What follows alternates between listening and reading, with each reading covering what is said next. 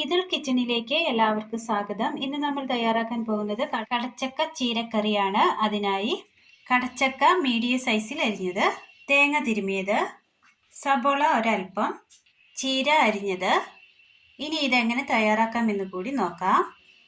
മിക്സിയുടെ ജാറിലേക്ക് തേങ്ങ തിരുമിയത് ഒരൽപ്പം ഇട്ട് കൊടുക്കാം. ഇതൊന്ന് ചതച്ചെടുത്തോണ്ട് വരാം. ഒരു കുക്കർ എടുത്തതിന് ശേഷം കുക്കറിലേക്ക് അരിഞ്ഞു വെച്ചിരിക്കുന്ന കടച്ചക്ക ഇട്ട് കൊടുക്കാം. ഒരു സബോളയുടെ അരമുറി അരിഞ്ഞത്, ചതച്ചു കൊണ്ടുവന്ന തേങ്ങ, ഉപ്പ് ആവശ്യത്തിന്, മല്ലിപ്പൊടി, എരിവിനാവശ്യമായ പച്ചമുളക്, വേകുവാൻ ആവശ്യമായ വെള്ളം,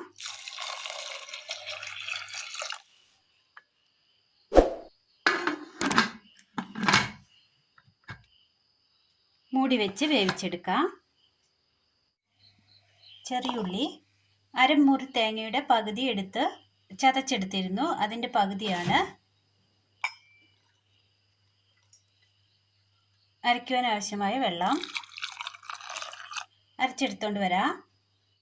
കുക്കറിൽ വെച്ച് വേവിച്ചെടുത്ത കടച്ചക്ക വെന്ത് വന്നപ്പോൾ ഒരു ചട്ടിയിലേക്ക് മാറ്റിയിട്ടുണ്ട്.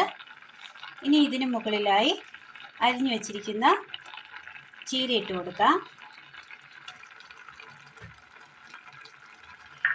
ശേഷം അരച്ചു കൊണ്ടുവന്നിരിക്കുന്ന തേങ്ങ ചേർത്ത് കൊടുക്കാം.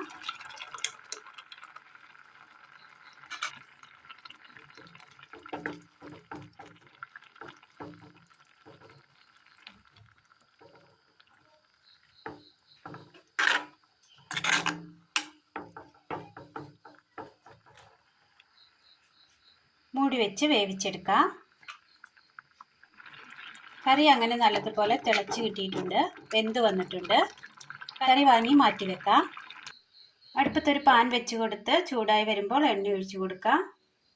എണ്ണ ചൂടായി വരുമ്പോൾ 1 സ്പൂൺ അരിമണി,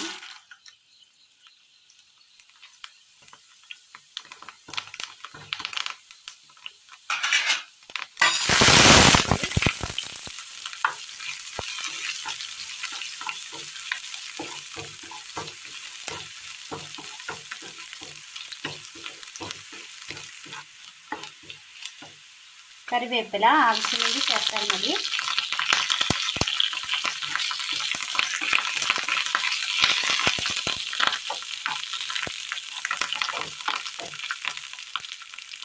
നല്ല ടേസ്റ്റിൽ തന്നെ പെട്ടെന്ന് തയ്യാറാക്കിയെടുക്കാൻ പറ്റിയ കടച്ചക്ക ചീരക്കറി റെഡിയായിട്ടുണ്ട്. അപ്പോൾ ഇന്നത്തെ വീഡിയോ എല്ലാവർക്കും ഇഷ്ടമായി എന്ന് വിചാരിക്കുന്നു.